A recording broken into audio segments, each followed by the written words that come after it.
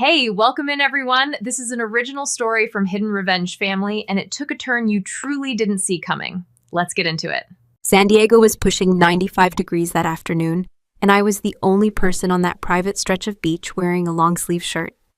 The Reed family had rented out a section near La Jolla Shores, the kind of place where the sand is groomed, and the umbrellas match the catering company's logo. My mother said it was a simple family getaway. Simple in our house meant imported sparkling water and a photographer just in case. I stood near the edge of the shade sleeves pulled down to my wrist collar high against my neck.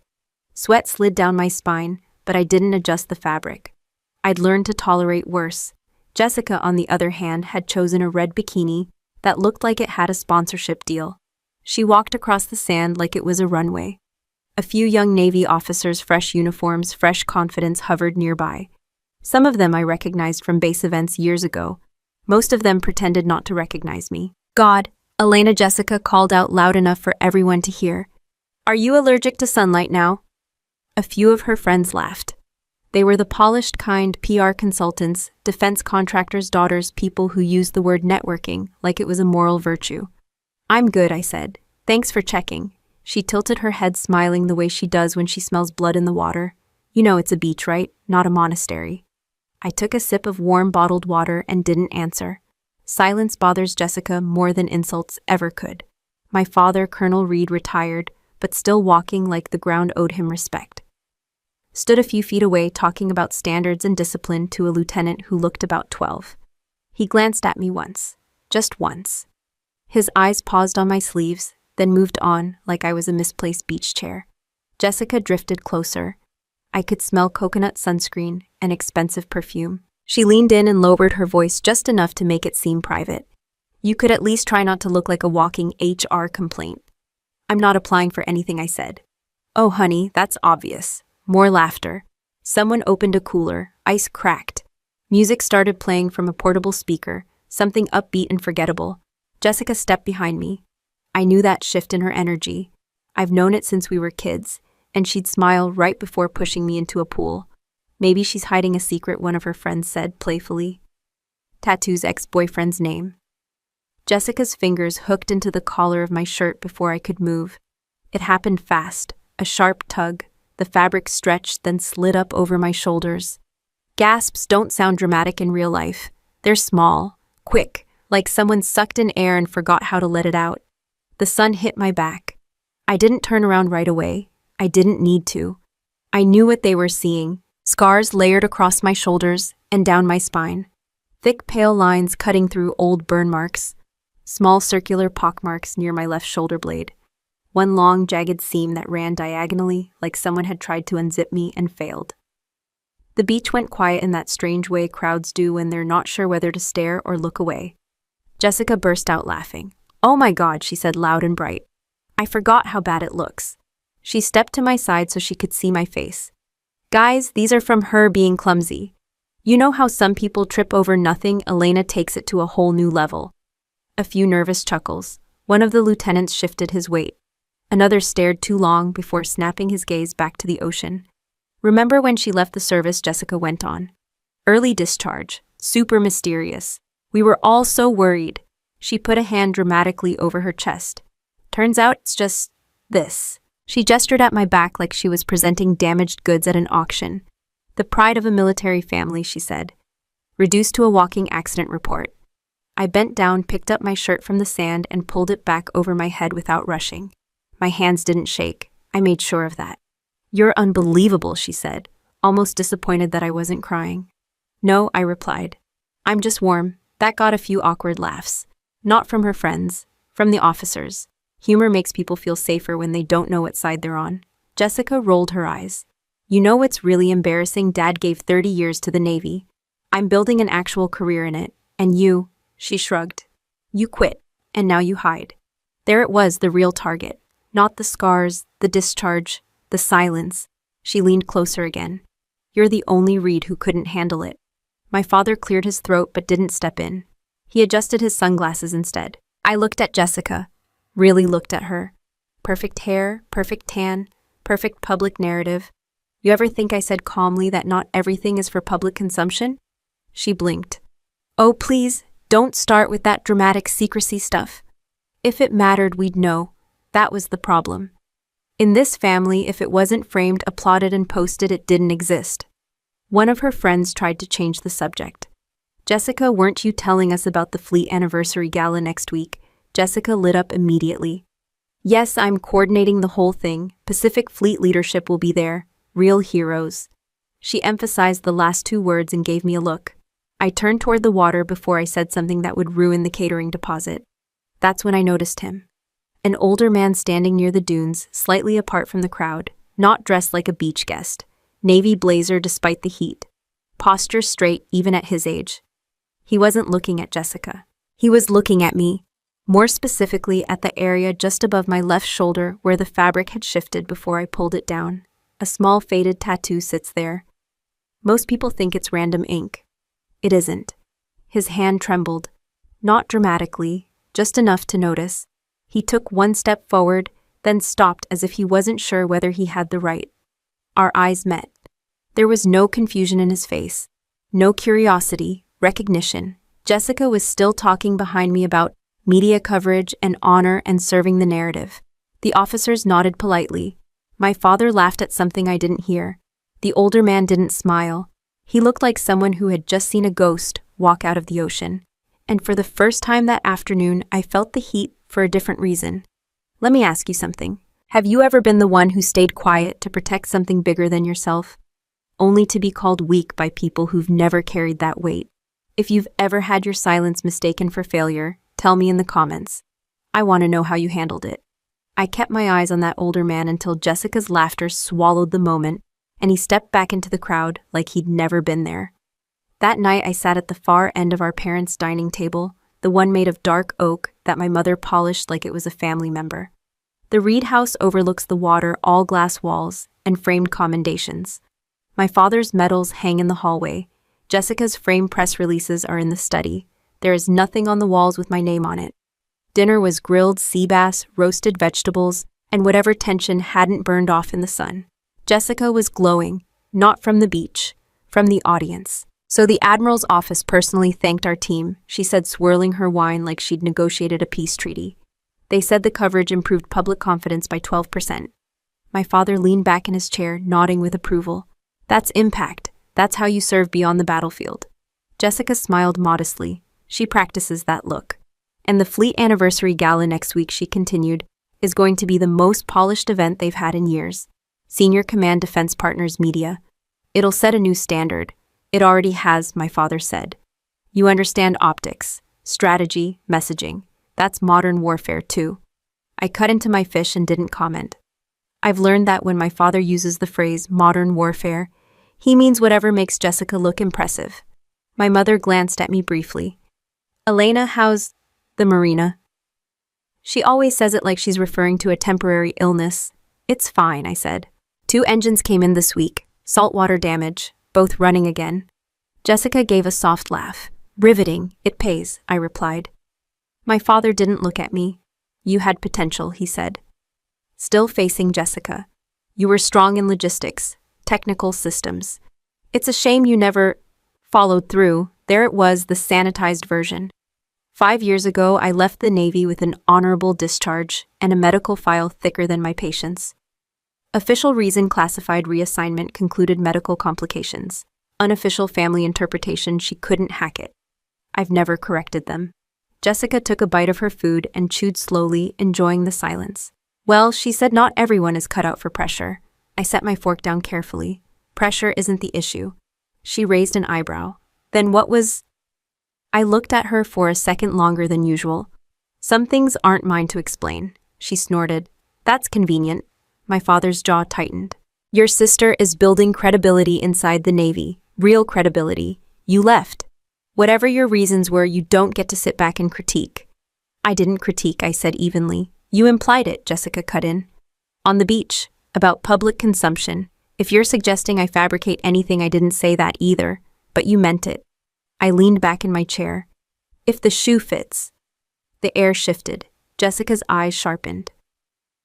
You have no idea what it takes to shape public perception, to protect the institution.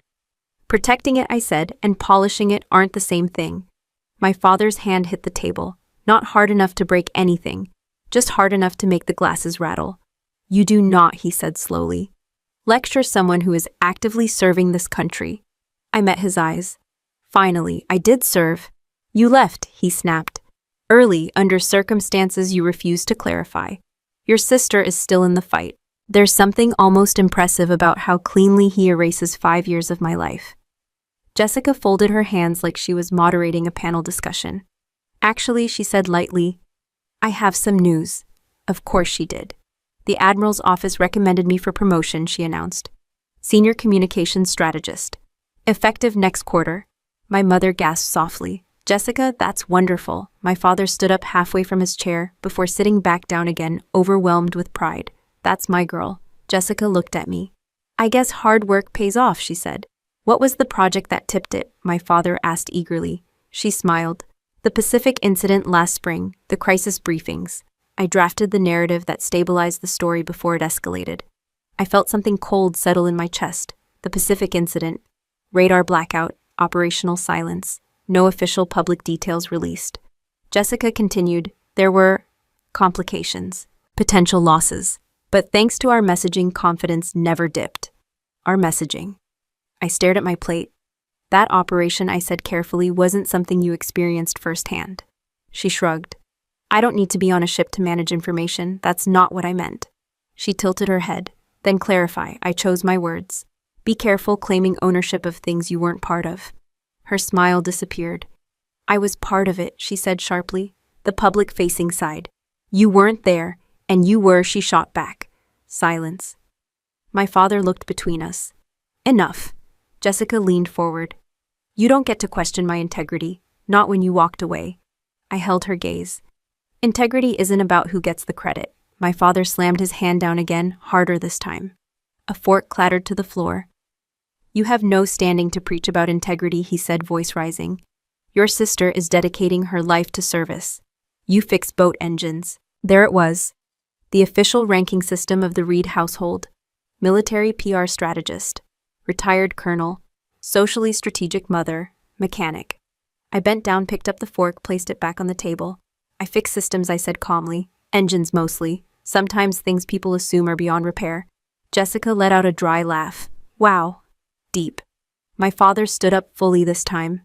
Until you're wearing the uniform again, you don't lecture someone who is contributing. I looked at him steadily. Contribution doesn't always come with applause. Don't romanticize failure, he snapped. Failure. 5 years of silence reduced to one word. Jessica reached for her wine and took a slow sip. Maybe if you'd stayed, she said, you'd understand what real pressure looks like. I didn't respond. Because the truth is, I understand pressure better than anyone at that table. I understand the kind that doesn't come with press releases. The kind that doesn't fit into a gala speech. The kind that leaves marks. But I also understand something else. Sometimes the people who shine the brightest in public are standing on foundations built by someone who agreed to stay invisible. And invisible doesn't mean insignificant. I drove back to the marina the next morning before the sun burned through the fog, needing the sound of tools instead of voices. The marina sits on the quieter side of the bay.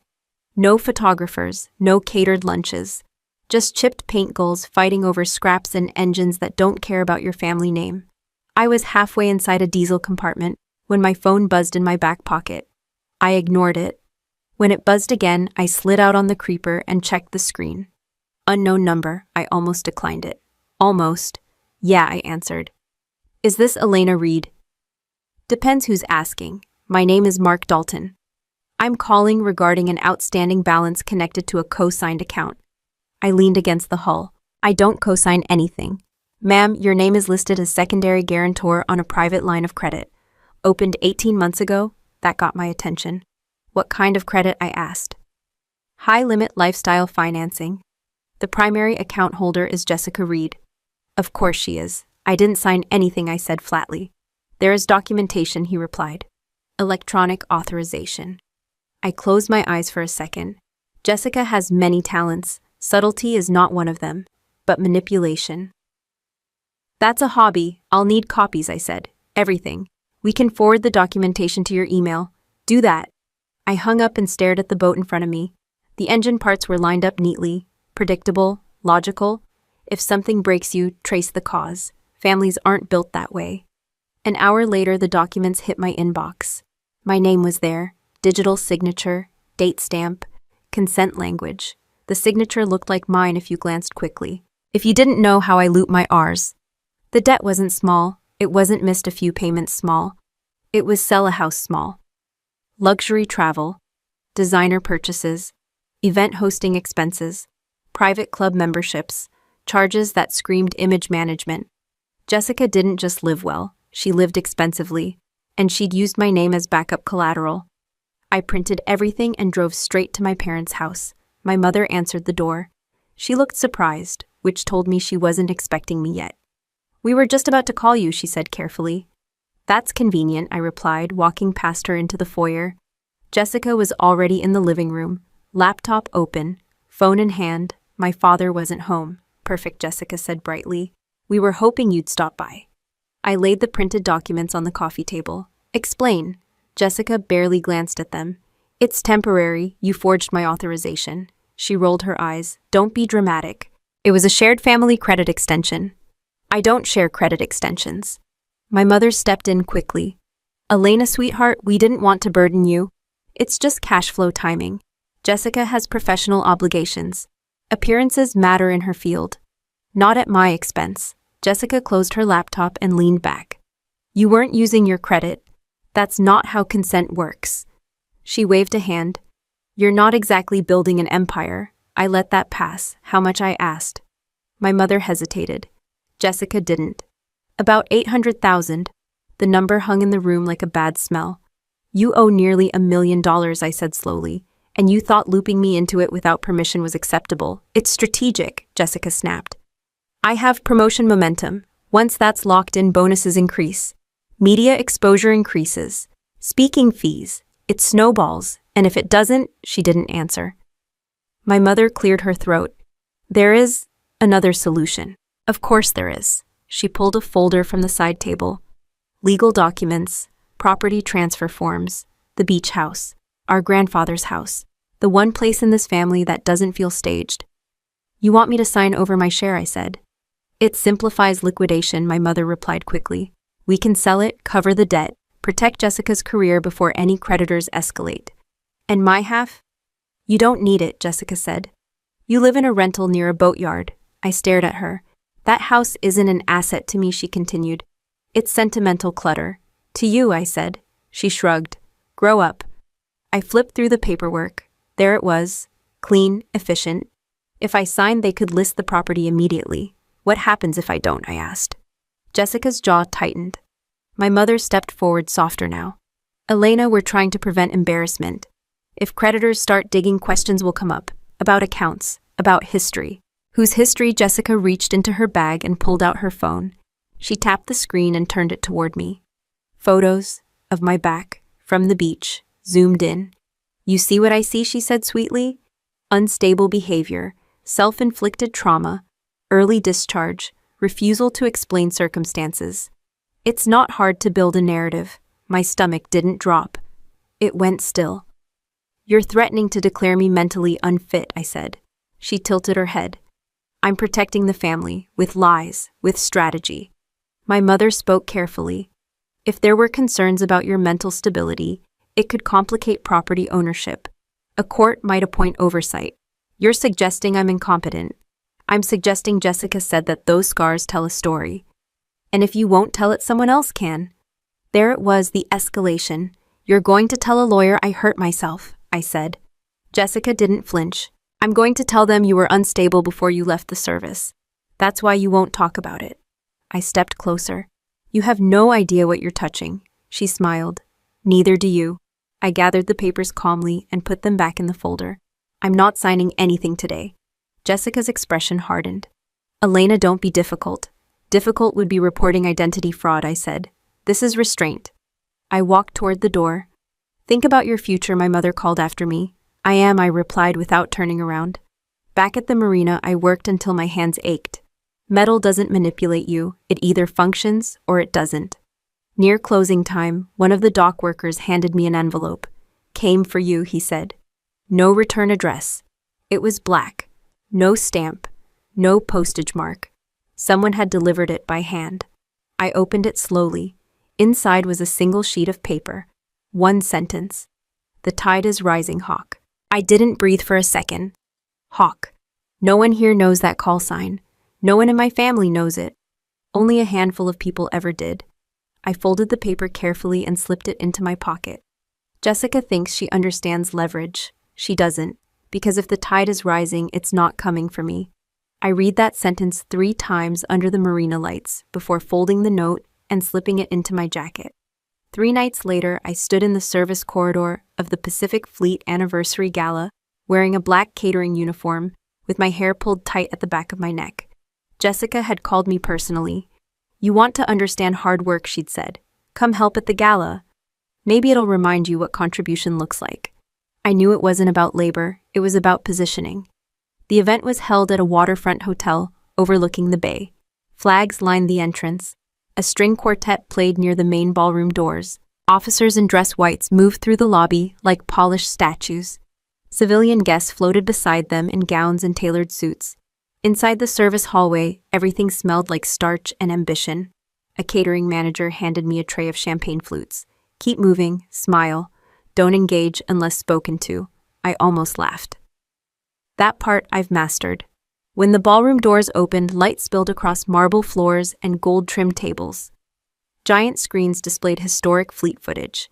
Headlines scrolled across the edges of the room, celebrating milestones, missions, public trust. Public trust. Jessica stood near the stage in a sleek navy dress headset tucked discreetly behind her hair. She looked like she owned the air supply. She spotted me within seconds. Our eyes locked. She smiled. Not warm, strategic. I stepped into the room tray balanced evenly in my hands. Conversations flowed around me. Pacific readiness metrics have never looked stronger. Media response time has improved dramatically. Communications has been stellar this year. Jessica drifted between groups like a tour guide of manufactured heroism. A few faces turned toward me. Recognition flickered in some of them. One woman, early 30s, sharp features, defense communications badge, looked at my name tag. "Elena," she read. "You're Jessica's sister, right?" "Yes." She glanced at my uniform. "Career pivot? Something like that." She smirked. "We heard you left under complicated circumstances." I held her gaze. "Did you?" Her smile tightened. "Well, it's a small community." "It is." She took a champagne flute and walked away satisfied she'd delivered her message. I kept moving. Near the center of the room stood a cluster of senior officers. Admirals, commanders, faces I recognized from years ago, some older, some promoted. None approached me. That was fine. I wasn't here to be approached. Jessica tapped her microphone lightly and stepped onto the stage. "Good evening," she began smoothly. "Tonight we celebrate the strength, resilience, and integrity of the Pacific Fleet." Applause. She moved through her speech with precision. Strategic language, carefully framed accomplishments.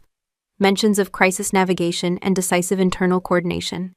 At one point, she referenced last year's Pacific Operational Challenge, praising the communications team for stabilizing public perception during a high-risk maritime disruption. High-risk maritime disruption. That's one way to describe a minefield. I kept my face neutral. After the speech, music resumed and servers moved through the room with trays. I navigated between conversations, refilling glasses, clearing empties. Then Jessica walked straight toward me. On purpose. She picked up a glass of red wine from another tray and joined me near the center of the ballroom where foot traffic was thick. "Enjoying yourself?" she asked quietly. "I'm working." "Good, it builds character." She looked me up and down. "You blend well," she added. "Almost invisible. That's usually the goal." She leaned closer. "You could have had this room, you know. I'm fine where I am." She smiled. "You shouldn't be." Her heel shifted. Her elbow moved.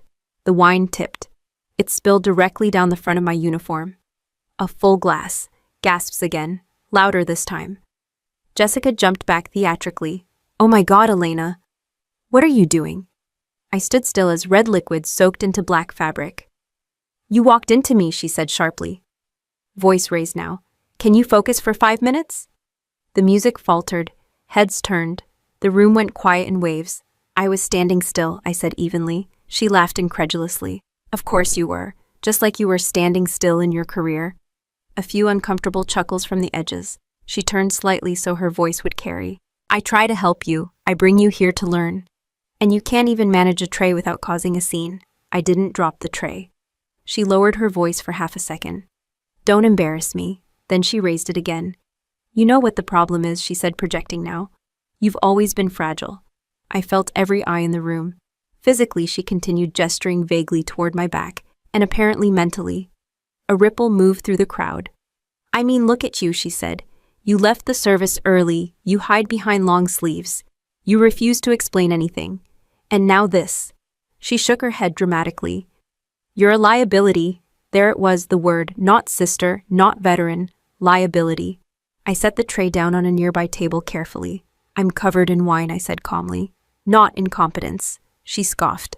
Don't twist this. I'm not. She stepped closer, anger flashing beneath the polish. You are a disgrace to this family, she said, voice sharp and clear.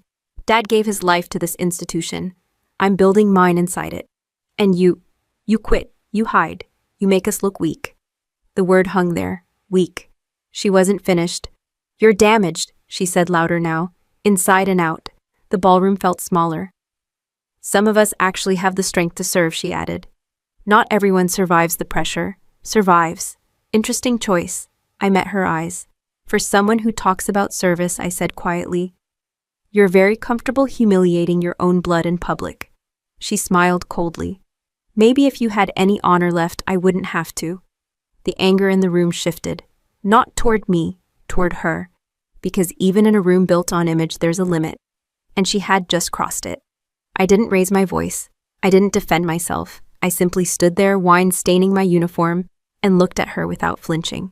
And for the first time all night, she looked uncertain. I held her gaze without blinking, wine soaking into my uniform, while the room tried to decide who to side with. That's when the doors at the back of the ballroom opened. Not dramatically, no music cue, just a shift in posture across the crowd. Conversations died mid-sentence. Several officers near the entrance straightened automatically. Jessica noticed the movement before I did. Her expression changed instantly. Anger wiped clean, replaced with polished enthusiasm. Admiral Sterling just arrived. Someone whispered. I didn't turn right away. I already knew the name. Vice Admiral Charles Sterling, Pacific Fleet Command Authority, decorated, strategic. Not a man who attends events unless there's a reason. Jessica's entire body language recalibrated. She smoothed her dress, checked her hair, and moved quickly across the ballroom, leaving me standing there with red wine down my front. Admiral Sterling, she called brightly, reaching him before anyone else could. What an honor. I'm Jessica Reed. I coordinated tonight's event. He stopped walking. He was older than most of the men in the room, but not fragile. Tall, straight-backed, eyes sharp and controlled. Jessica extended her hand with practiced confidence. It's such a privilege to finally meet you, she continued. We've worked closely with your office on communication strategy this past year. He looked at her hand, then at her face, then past her. He did not shake it. Instead, his gaze began moving across the room, slowly, deliberately, scanning. Jessica faltered but recovered quickly. We're incredibly proud of how we've shaped the narrative around recent Pacific operations. No reaction. His eyes kept moving, over the tables, over the officers, over the stage, until they landed on me. He went still, not surprised, certain. Jessica noticed the shift and glanced back over her shoulder. Oh, she said lightly, forcing a laugh. That's just my sister. Catering staff. He stepped around her, didn't acknowledge the introduction, didn't respond to the explanation. He walked straight toward me. The sound in the room dropped again, thinner this time. I stood where I was. He stopped 3 feet away. Up close, I could see it clearly, the same man from the beach. The same steady eyes, the same recognition. Jessica hurried after him, heels clicking against the marble floor. Admiral, I'm so sorry about that earlier scene, she said quickly. My sister had a minor incident with a tray. We'll handle it internally. He didn't look at her. His attention stayed on me. For a moment, neither of us spoke. He glanced at the wine stain on my uniform, then at my face, then almost subtly at the line of my shoulder where the fabric sat. He inhaled once, then he stepped back. The entire ballroom watched. Every officer, every civilian guest, every staff member frozen mid-task. He straightened fully, and then he snapped into a formal military stance. It wasn't casual acknowledgement. It wasn't polite respect. It was the highest ceremonial salute one officer can render in public outside of a battlefield commendation. His hand came up sharply. Perfect angle, perfect precision, dead silence. You could hear the faint hum of the air system. Jessica's smile collapsed. No one moved. No one understood. He held the salute for a full second, then 2, then 3, before lowering his hand with measured control. He spoke clearly enough for the room to hear. I have been looking for you for 5 years. The words hit the room like a shockwave. Jessica blinked. Admiral, I think there's been a misunderstanding. He didn't even glance at her. His eyes remained locked on mine. 5 years, he repeated, without acknowledgement, without credit, without recognition. I felt something shift inside my chest. Not panic, not fear, something steadier. Jessica tried again, laughter strained now. Sir, I assure you my sister hasn't been affiliated with any fleet operations in years. He finally turned his head slightly. Correct, he said evenly. Because she was ordered not to be. That landed harder than any insult Jessica had thrown at me. A murmur spread through the room. My father, who had arrived late and was standing near the back, pushed forward through the crowd, confusion written across his face. Admiral Sterling, he began formally. If there's an issue with my daughter's conduct, there is, Sterling interrupted calmly. But not the one you think. Jessica's composure cracked. Sir, with all due respect, I coordinate public-facing initiatives for Pacific Fleet. If there's a concern, I would have been informed. You were not cleared for the operation in question, he replied flatly. Operation. The word rippled through the officers. Jessica swallowed. What operation? He stepped one pace closer to me. The room leaned in. My staff and I have searched extensively for the individual responsible for neutralizing the underwater detonation grid during the North Pacific blackout, he said, voice steady and unmistakable. A mission that prevented catastrophic fleet loss. No one spoke. No one breathed. Jessica's face drained of color. That individual, he continued, was designated callsign Hawk. The word hit me like cold water. He looked directly at me. I have been looking for you, he said quietly now. Though the silence carried it across the ballroom, Hawk. My father stared at me like he was seeing a stranger. Jessica's lips parted slightly. This is absurd, she whispered. There's no record of there isn't Sterling cut in, by design. He shifted his attention briefly to the crowd. Certain operations remain classified, he said evenly, even from those who manage the headlines. That one landed squarely on Jessica. Then he faced me again. His voice softened, not weak, but personal. You disobeyed a direct extraction order to ensure the final detonation line was severed, he said. You sustained injuries that would have ended most careers, and you signed non-disclosure without hesitation. Every eye in the room moved to my back. Wine stain forgotten, scars remembered. You accepted honorable discharge under medical confidentiality, he continued, and you never sought recognition. I didn't speak. There was nothing to add. He took a slow breath. I have been looking for you for 5 years, he said again, steady and clear. Savior of the 7th Fleet. The phrase hung in the air. Savior. The same room that had watched me be called fragile and damaged was now standing in absolute silence. Jessica didn't look at me anymore. She looked like someone trying to calculate an escape route, and for the first time since this night began, I wasn't the one on display. She was. I didn't look at Jessica when the word savior landed in the middle of the ballroom like a live charge. Admiral Sterling turned slightly and signaled toward the stage. Microphone, he said. No one hesitated. Within seconds, someone handed it to him. The music had already been cut.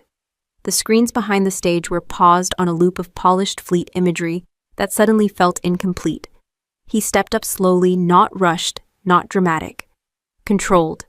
I did not intend to disrupt this event, he began evenly. But what I just witnessed requires correction. The room was silent in a way that didn't feel social anymore. It felt official. There was an operation in the North Pacific 5 years ago, he continued. It does not appear in public briefings. It does not appear in the official anniversary footage displayed behind me. And for good reason. He didn't embellish. He didn't posture. Our radar grid went dark for 9 minutes during an active fleet maneuver.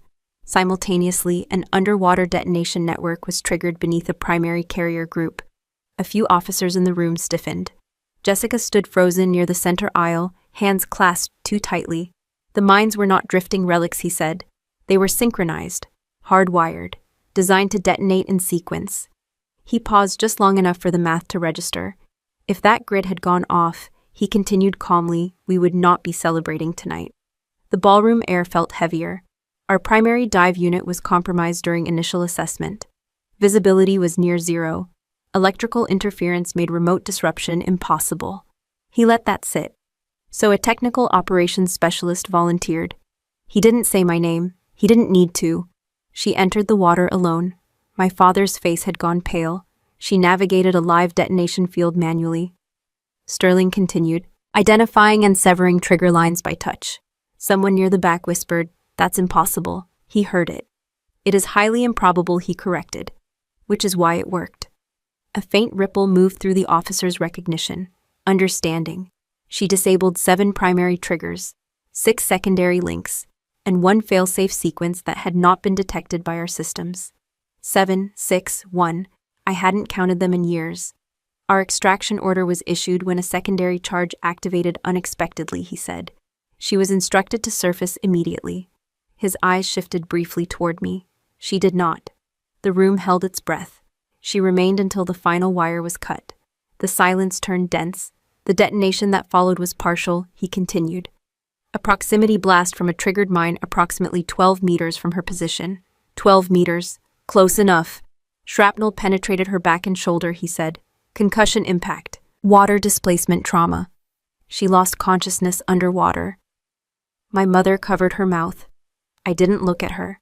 She was recovered by secondary divers and transported under sealed classification protocol. He paused. No public citation, no press briefing, no ceremony. His voice hardened slightly. She signed lifetime non-disclosure. The ballroom shifted. Not socially, structurally. She accepted medical discharge to preserve operational secrecy, he said. She did not contest it. She did not seek compensation beyond what was mandated. She did not request acknowledgement. His gaze swept the room once, because her objective had never been visibility. Jessica's breathing had changed. Quick, shallow. Sterling lowered the microphone slightly and looked directly at me. The scars on her back, he said clearly, are not the result of clumsiness. He let that word hang deliberately. They are fragmentation patterns from a live mine detonation. The words landed like clean steel. I felt every eye in the room shift again. Not curious now. Corrected. She was the last person to leave the blast radius, he added. Because she ensured no one else would have to. No applause followed. This wasn't that kind of moment. This was recalibration. My father looked like he'd been physically struck. Jessica shook her head faintly. This is classified, she said weakly. There's no documentation. There is, Sterling replied calmly. Restricted documentation, he turned slightly toward her, which you were never cleared to access. The edge in his voice wasn't anger, it was finality. You built narratives around that blackout, he continued evenly. You managed public reassurance while someone else managed the explosion. That one cut. Jessica's mouth opened, then closed. Sterling stepped down from the stage, the microphone lowered but still live. Integrity, he said quietly, does not require an audience. Then he stopped in front of me again, up close, eye level. You stood alone in freezing water, he said. You did not panic. You did not withdraw. You completed the objective. His voice softened, not sentimental. Respectful. You were not fragile. I felt something settle inside me. Not validation, alignment. I did my job, I said. He nodded once. Yes, he replied. You did. He stepped back half a pace. You will no longer be mischaracterized under my command, he added. The sentence wasn't loud, but it carried authority. I became aware of my posture. At some point during his account, my shoulders had straightened. My chin had lifted. I wasn't holding tension anymore. I wasn't shrinking. The wine stain on my uniform felt irrelevant. The room that had watched me be labeled damaged now stood in stillness. Not pity, recognition. My father approached slowly. Elena, he said, voice unsteady. Why didn't you tell us? I met his eyes. Because I wasn't allowed to. That was the simple truth. Jessica looked smaller somehow. Not physically, structurally. The foundation she stood on had shifted. And she knew it. I didn't feel triumphant. I felt steady. 5 years ago, I walked out of a hospital room with stitches across my back. and a signature on a document that erased the story. Tonight, the story had walked back in on its own, and I was no longer bending to accommodate anyone else's version of it. Jessica recovered fast. I'll give her that. There has to be some confusion, she said, forcing a tight smile, as if this were a minor scheduling error. Classified operations are complex. Sometimes names get crossed. My father stood frozen a few feet away, a crystal glass slipping from his hand and shattering against the marble floor. He didn't even look down. Admiral Sterling didn't blink. There is no confusion, he said calmly. Jessica straightened her posture, shifting back into professional tone. Sir, with respect, I've worked directly with Fleet Command Communications for the past 3 years. I would have been briefed if my own sister were involved in a mission of that magnitude. You were briefed, he replied evenly, on what you were cleared to know. A few officers in the room exchanged looks. They understood that distinction. Jessica exhaled sharply. Then perhaps the recognition process is incomplete. If my sister was involved, that's wonderful. But this public reinterpretation. Sterling raised a hand slightly. That was enough to stop her. He reached into the inside pocket of his dress jacket and withdrew a small navy case, the kind used for medals. The ballroom went silent again. He opened it slowly. Inside rested a medal most civilians wouldn't recognize at first glance, but every senior officer in that room did. A classified commendation variant. Rarely issued, almost never public. Gasps moved through the crowd, not loud, but unmistakable. This was authorized 5 years ago, Sterling said. Deferred from ceremony under operational confidentiality.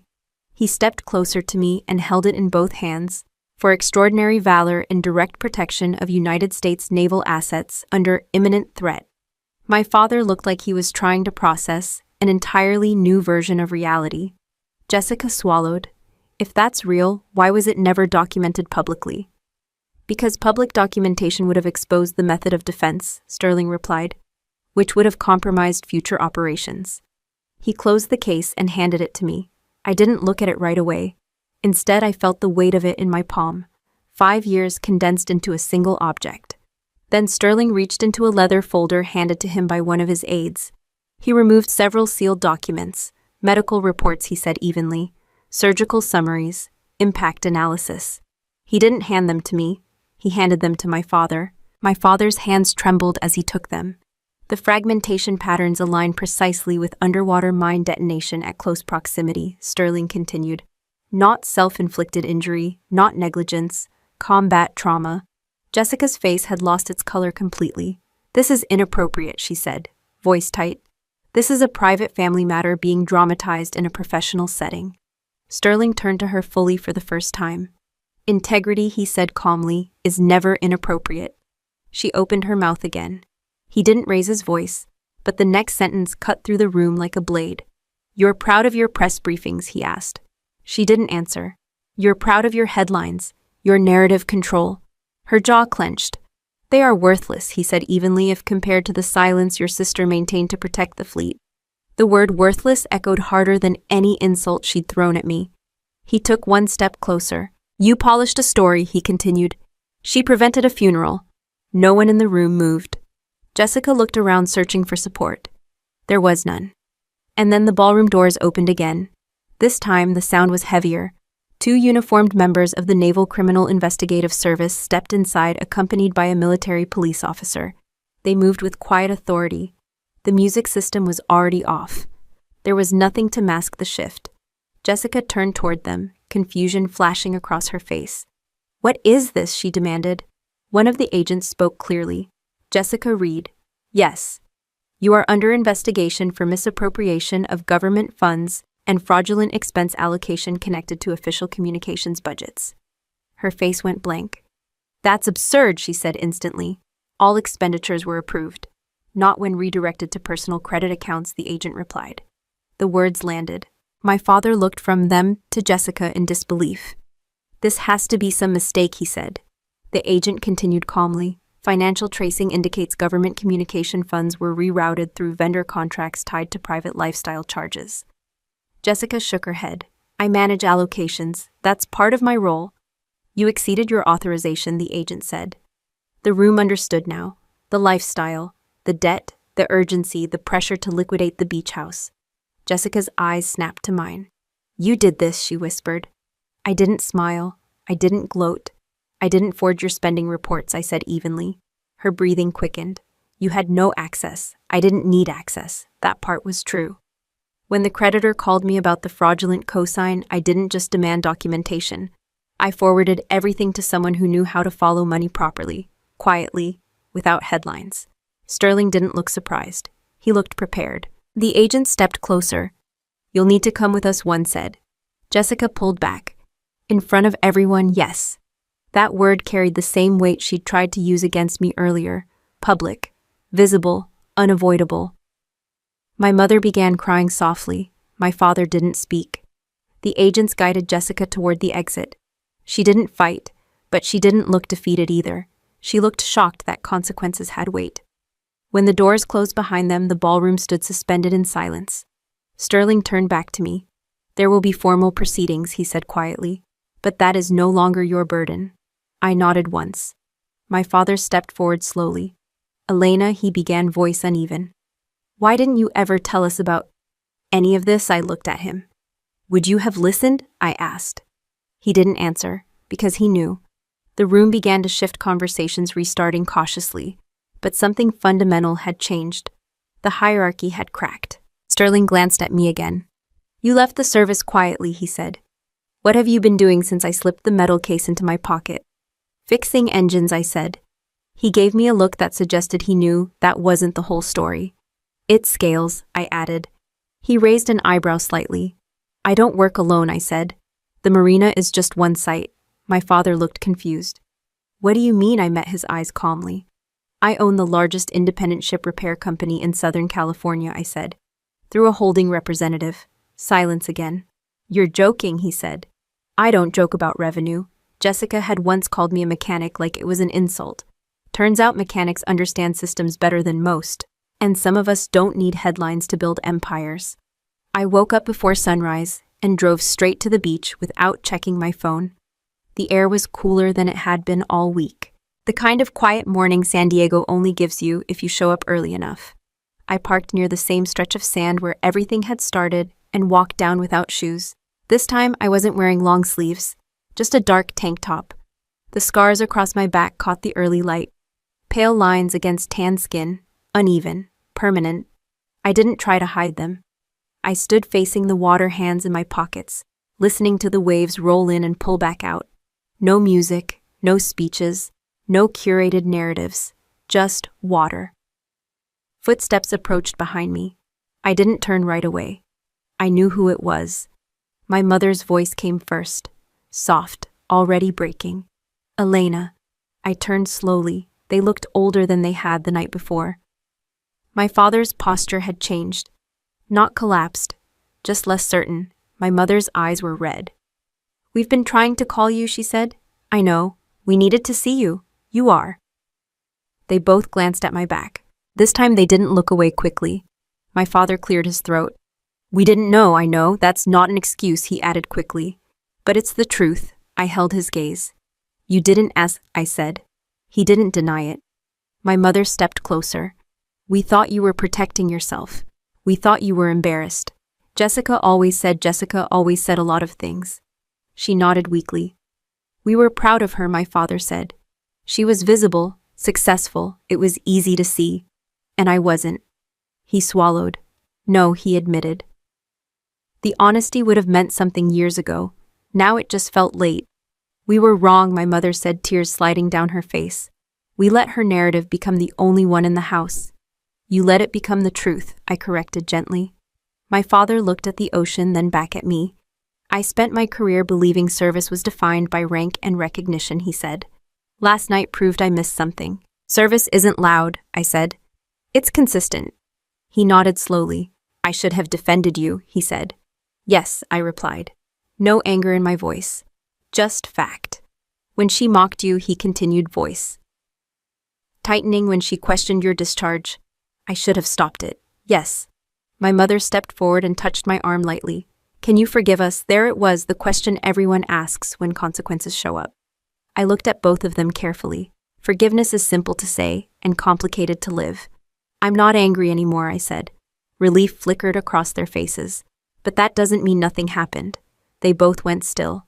We were blinded, my mother said. By her success, by appearances. We thought you were drifting. I was rebuilding, I said. My father looked down at the sand. We assumed you left because you couldn't handle it, he admitted. I know, and we treated you like you failed. Yes. The waves rolled in behind me, steady and indifferent. My father stepped closer. Elena, he said quietly. We're asking for another chance, not to fix the past, but to be better moving forward. I studied his face. For the first time in my life, he wasn't speaking as a colonel. He was speaking as a man who realized he'd misjudged his own daughter. But growth doesn't erase damage. When I needed you, I said calmly, you weren't neutral. He flinched slightly. You weren't confused. You chose a side. Silence. You chose the side that was loud, I continued. The one with headlines. The one that made you look successful as parents. My mother began crying again. That's not fair, she started. It is, I said. I didn't raise my voice. I didn't need to. When Jessica mocked me in front of people, I continued, you stood there. My father's jaw tightened. When she called me weak, I said you agreed. He didn't deny it. When she questioned my integrity, I added, you defended her. The wind shifted slightly off the water. I looked directly at both of them. When I needed my parents to protect me from cruelty inside my own family, I said clearly, you chose to protect the glow around her instead. They stood still. Tears, regret, recognition. But here's the part you need to understand, I continued. My voice stayed even. I don't need that glow anymore. They blinked. I don't need validation from this family to know who I am, I said. I don't need applause. I don't need correction, and I definitely don't need to compete for approval. My father opened his mouth, but no words came. I spent 5 years thinking, maybe if I worked harder, earned more, proved more. You'd see me differently, I admitted. Last night showed me something, what my mother whispered. I don't have to prove anything to you. The wind lifted a strand of her hair across her face. We want to be in your life, she said quietly. You can be, I replied, but not the way it was. They both looked at me carefully. No more dismissing what you don't understand, I said. No more ranking your children based on visibility. No more silence when one of us crosses a line. My father nodded slowly. I can do that, he said. I hope so. My mother squeezed my hand. We love you, I know. That was true. Love isn't the same as fairness. They stood there for another moment, uncertain. Will you come to dinner this week? My father asked carefully. I'll think about it, I said. It wasn't punishment, it was boundary. They both understood. After a few more quiet words, they walked back toward the parking lot. I stayed. The sun had risen higher now, catching the scars across my back fully. They didn't look like damage. They looked like history.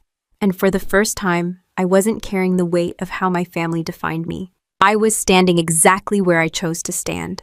Not hidden, not explained, just steady. I signed the final transfer papers at a small legal office overlooking the marina, not at my parents' house. The beach property that my grandfather left to us no longer carried the Reed name. It now belonged to a veterans foundation that specializes in housing and rehabilitation for service members with permanent injuries.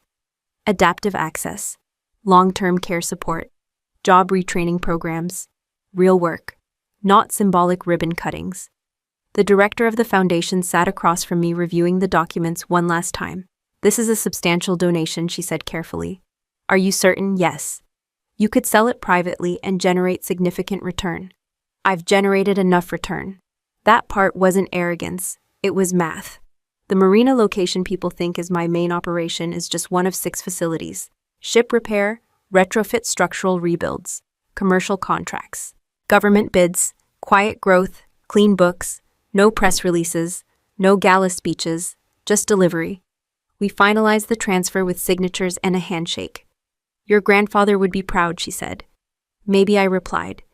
He believed in utility. Outside, the ocean air felt sharper. I drove straight to the docks. My boat was waiting. It's not flashy. 38 feet. Reinforced hull. Engine system I designed myself. After too many years watching military equipment fail. Under pressure, it wasn't built to sustain. Efficiency over shine. Before I untied the lines, my phone buzzed. News alert. Jessica Reed formally charged with federal fraud and misappropriation of defense communication funds. There were photos. The same media that once quoted her now analyzed her. Headlines shifted fast. From rising communications strategist to ethics investigation expands. I didn't feel satisfaction. I felt inevitability. When you build a life around perception, the collapse is always public. My parents had issued a short statement distancing themselves from individual financial decisions. No one likes proximity to scandal. The Reed name, once delivered with emphasis, now circulated with caution. Pride is loud until it isn't. I stepped onto the deck and started the engine. The sound was steady, controlled, no hesitation in ignition. As I guided the boat out of the marina, I thought about how much of my life had been defined by what I didn't say. Silence to protect classified operations. Silence to avoid humiliating my family. Silence to prevent escalation. There's strength in silence, but there's also strength in choosing when to stop being quiet. The coastline grew smaller behind me. For years I believed my scars were something to manage socially, something to explain or conceal depending on the audience. Now I understood something different.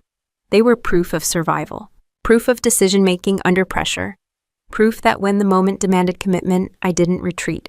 People who have never stood in freezing water with live explosives wired beneath them love to define what strength looks like.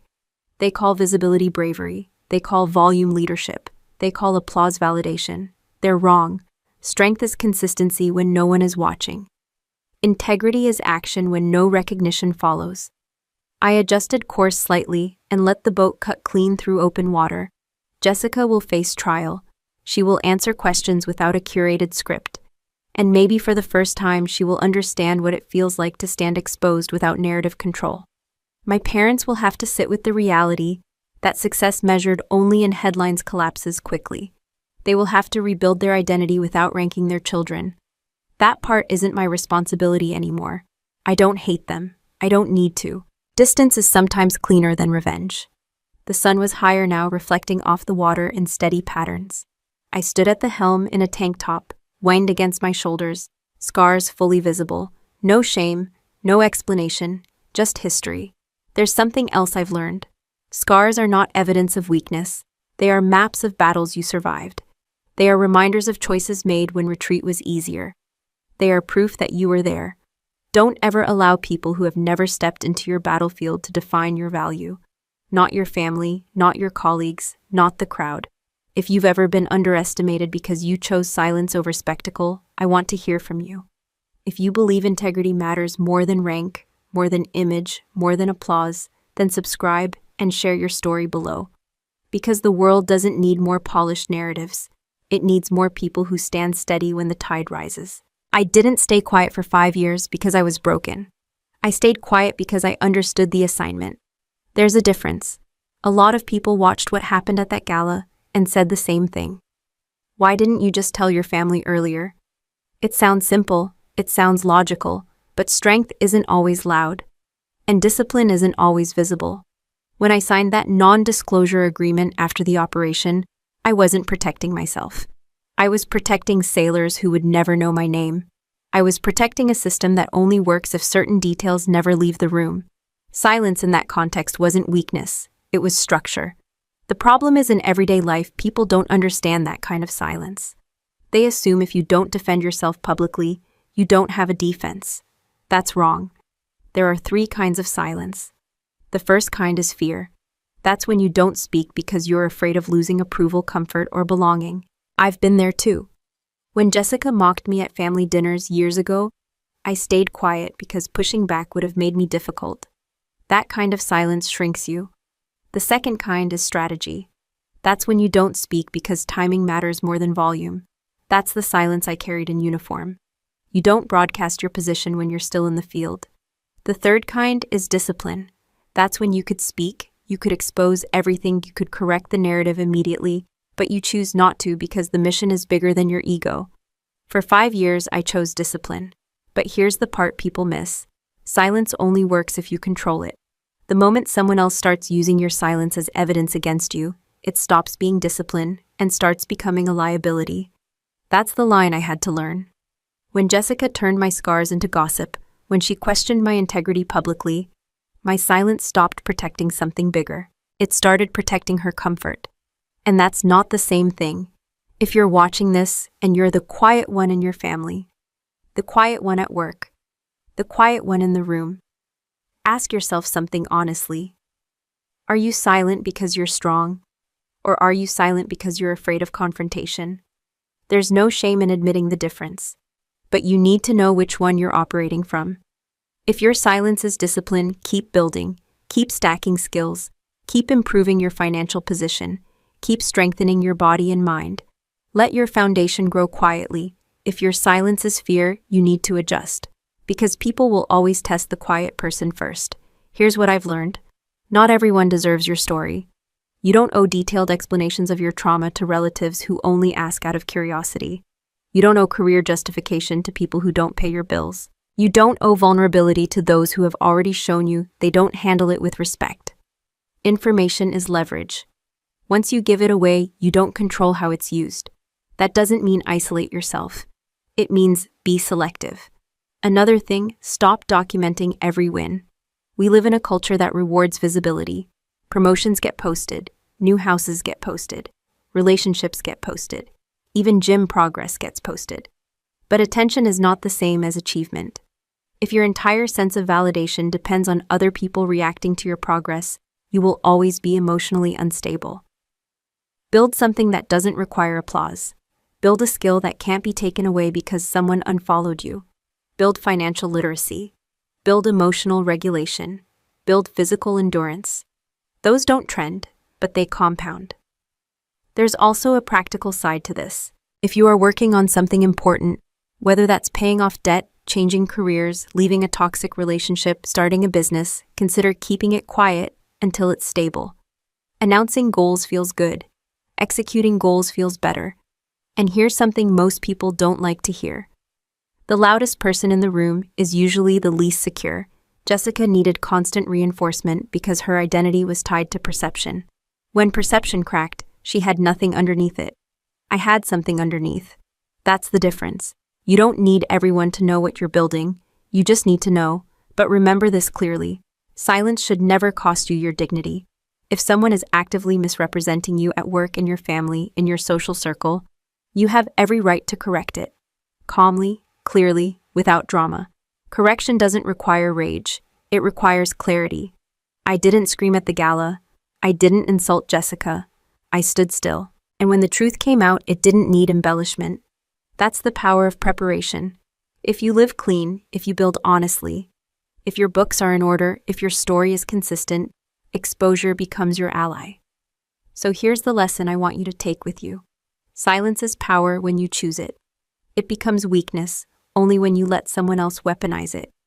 Be quiet while you build. Be vocal when your integrity is attacked. Know the difference. And most importantly, don't confuse lack of recognition with lack of value.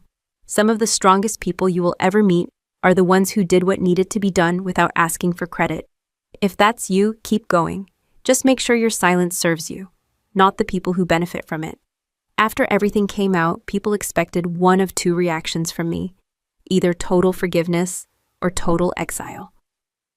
We're conditioned to believe those are the only two options when family crosses a line. You either be the bigger person and pretend it didn't hurt, or you burn the bridge and make a statement. There's a third option, structure. When my parents came to the beach asking for another chance, they weren't wrong to ask, but I wasn't wrong to pause. Forgiveness is personal, access is earned. Those are not the same thing. A lot of people confuse boundaries with punishment. They think if you say no to family, you're betraying them. If you reduce access, you're being cold. If you stop tolerating disrespect, you're dramatic. That's backward. Boundaries are not betrayal. They are clarity. For years, I allowed myself to be compared, minimized, and questioned inside my own home. I told myself it was easier to absorb it than to escalate it. I told myself that keeping peace was mature. It wasn't mature. It was misdirected loyalty. There's a dangerous belief in many families: blood equals immunity. It doesn't. If a coworker spoke to me the way Jessica did at that gala, I would have filed a formal complaint. If a stranger mocked my medical history publicly, I would have shut it down immediately. But because it was my sister, I tolerated it longer than I should have. Because it was my father, I let dismissive comments slide. Because it was my mother, I accepted. She didn't mean it like that as resolution. Family doesn't get a permanent pass to shrink you. Here's something most people don't like to admit. Sometimes you're the understanding one in the family. You're the calm one, the stable one, the one who doesn't cause drama, the one who absorbs tension so others don't have to feel it. And slowly that becomes your assigned role. You become the emotional shock absorber. That role feels noble at first. Then it becomes exhausting. If you're always the one adjusting, you're not in a balanced system. You're in a hierarchy. After the truth came out, my parents wanted to repair things quickly. Dinners, conversations, emotional apologies. I didn't reject them, but I changed the structure. I no longer engage in conversations where my life is dissected for comparison. I no longer attend gatherings where subtle ranking happens. I no longer defend my decisions to people who aren't living with the consequences. That's not revenge. That's recalibration. And here's the key part. I didn't shout about my boundaries. I demonstrated them. I shortened visits. I redirected conversations. I ended discussions calmly when they crossed a line. No became a full sentence. Not angry, not sarcastic, just firm. You don't need to justify every boundary. The moment you over-explain, you hand control back to the person you're trying to create space from. There's another misconception worth addressing. Setting boundaries does not mean you stop loving someone. It means you stop allowing behaviors that damage you. You can love your parents and still refuse to participate in old dynamics. You can love your sibling and still decline involvement in their chaos. You can care about someone and still remove access.